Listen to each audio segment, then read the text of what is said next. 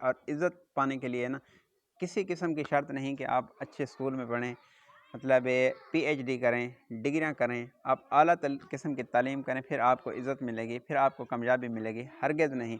میں آپ کو ویڈیو دکھانے لگا ہوں، بڑی بہترین قسم کی ویڈیو ہے، آپ دیکھیں۔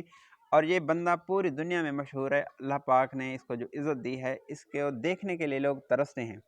صرف پاکستان کے نہیں، پوری دنیا کے 6 بر اعظم 7 بر اعظم کے لوگ ترستے ہیں ان کو دیکھنے کے لیے، ان سے مصافحہ کرنے کے لیے، ان کو ملنے کے لیے، ان کی زیارت کے لیے۔ لیکن ان کی تعلیم میں اس بندے کی بتاؤں آپ کو پرائمری ہے، پرائمری نہیں، پوری مکمل پرائمری تعلیم نہیں، مطلب اسکول کی تعلیم بالکل نہیں۔ ایک دیہاتی، ایک چھوٹی سی بستی میں رہنے والا، مطلب عام سا انسان، لیکن جب اللہ کا نیک بندہ بنا، اللہ کا بندہ بن کر زندگی اس نے گزاری، تو بغیر سکول کے، بغیر پی ایچ ڈی کے، بغیر کسی شہرت کے، اللہ پاک نے ایسی عزت عطا فرمائی کہ پوری دنیا کے لوگ ان کے ترستے ہیں دیکھنے کو صرف۔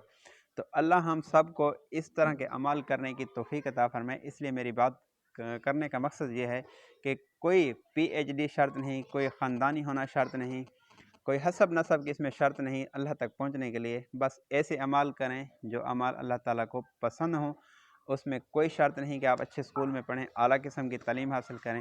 یہ مولانا نذر الرحمان صاحب ہیں، اس وقت ریونڈ تبلیغی جماعت کے امیر ہیں، جو پوری دنیا میں، آپ اس کی ایک ویڈیو دیکھیں، آپ ایک بندہ اس سے پوچھ رہا ہے کہ آپ کی تعلیم کتنی ہے، تو حضرت نے اپنی تعلیم بتائی اور اپنی بستی اور علاقے کا نام بتایا۔